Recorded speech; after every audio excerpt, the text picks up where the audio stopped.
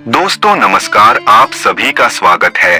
आज मैं आपको एक ऐसी मोटिवेशनल स्टोरीज बता रहा हूँ जिसे पढ़ने के बाद आपकी ऊर्जा पहले जैसी नहीं रहेगी। तो चलिए बिना आपका समय गवाए मोटिवेशनल स्टोरी को शुरू करते हैं।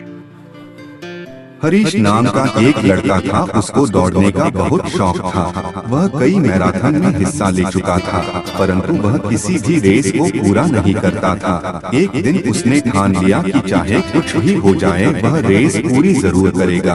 अब रेस शुरू हुई। उसने खुद को बोला कि वह कैसे भी करके आज दौड़ को पूरी जरूर करेगा। वह जिद करके वापस उठा, लड़खड़ाते हुए आगे बढ़ने लगा और अंततः वह रेस पूरी कर गया। माना कि वह रेस हार चुका था, लेकिन आज उसका विश्वास चरम पर था, क्योंकि आज से पहले रेस को कभी पूरा ही नहीं कर पाया था। वह जमीन पर पड़ा हुआ था, क्योंकि उसके पैरों की मांसपेशियों में बहुत खिंचाव हो चुका था।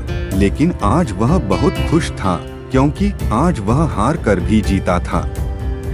दोस्तों, हम भी तो इस तरह की गलती करते हैं। हमारी लाइफ में कभी भी अगर कोई परेशानी होती है तो उस काम को नहीं करते और छोड़ देते हैं। अगर आप एक स्टूडेंट हो और रोज 10 HR की स्टडी करते हो और किसी दिन कोई परेशानी की वजह से आप पढ़ाई नहीं करते, मगर आपको भले ही 5 HR मिले, पढ़ना जरूर चाहिए। हरीश की कहानी से हमें यही सीखने को मिलता है कि अगर हम लगातार आगे बढ़ते रहे तो एक दिन हम हार कर भी जीत जाएंगे।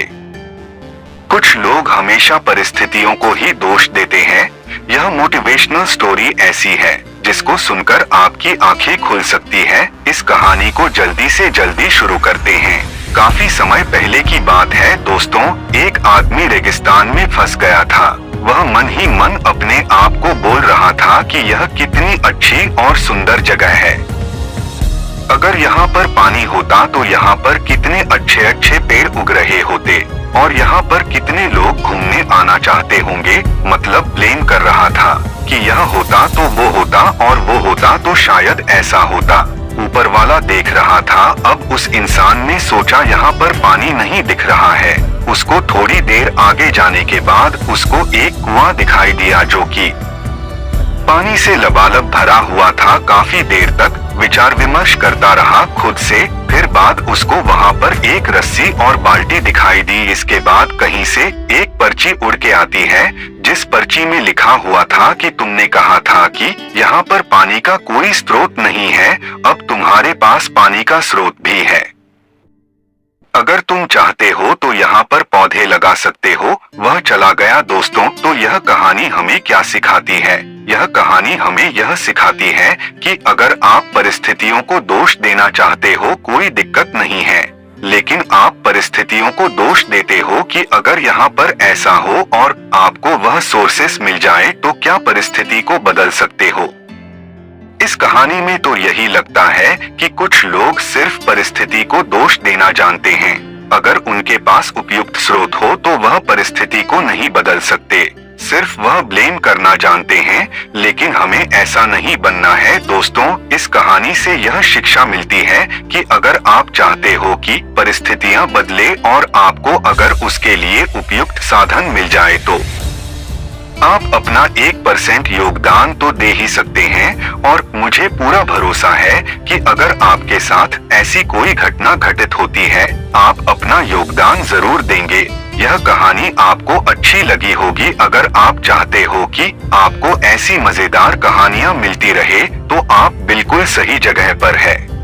दोस्तों, मैंने आपका ज्यादा समय खराब नहीं किया और इस मोटिवेशनल स्टोरी को मैंने कम से कम शब्दों में समेटने की कोशिश की है, जो कि मैं कर पाया। अगर आपके कोई सुझाव हो तो कमेंट के माध्यम से मुझे जरूर बताएं। और अगर आपको यह मोटिवेशनल स्टोरी अच्छी लगी हो तो इस कहानी को और लोगों से, आपके दोस्तों के साथ आप शेयर करिए। शुक्रिया।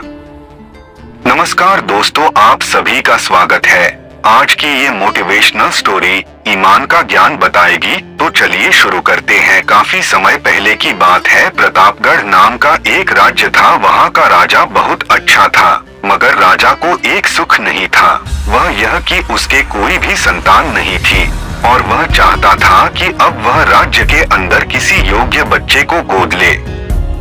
ताकि वह उसका उत्तराधिकारी बन सके और आगे की बागडोर को सुचारू रूप से चला सके। और इसी को देखते हुए राजा ने राज्य में घोषणा करवा दी कि सभी बच्चे राजमहल में एकत्रित हो जाए। ऐसा ही हुआ। राजा ने सभी बच्चों को पौधे लगाने के लिए भिन्न भिन्न प्रकार के बीज दिए और कहा कि अब हम 6 महीने बाद मिलेंगे और देखेंगे कि किसका पौधा सबसे अच्छा होगा। महीना बीत जाने के बाद भी एक बच्चा ऐसा था जिसके गमले में वह बीज अभी तक नहीं फूटा था, लेकिन वह रोज उसकी देखभाल करता था और रोज पौधे को पानी देता था। देखते ही देखते 3 महीने बीत गए। बच्चा परेशान हो गया। तभी उसकी माँ ने कहा कि बेटा धैर्य रखो, कुछ बीजों को फलने में ज्यादा वक्त लगता है। और वह पौधे को सींचता रहा। 6 महीने हो गए। राजा के पास जाने का समय आ चुका था, लेकिन वह डर हुआ था कि सभी बच्चों के गमलों में तो पौधे होंगे और उसका गमला खाली होगा। लेकिन वह बच्चा ईमानदार था और सारे बच्चे राजमहल में आ चुके थे। कुछ बच्चे जोश से भरे हुए थे क्योंकि उनके अंदर राज्य का उत्तराधिकारी बनने की प्रबल लालसा थी। अब राजा ने आदेश दिया, सभी बच्चे अपने अपने गमले दिखाने लगे, मगर एक बच्चा सहमा हुआ था क्योंकि उसका गमला खाली था। तभी राजा की नजर उस गमले पर गई।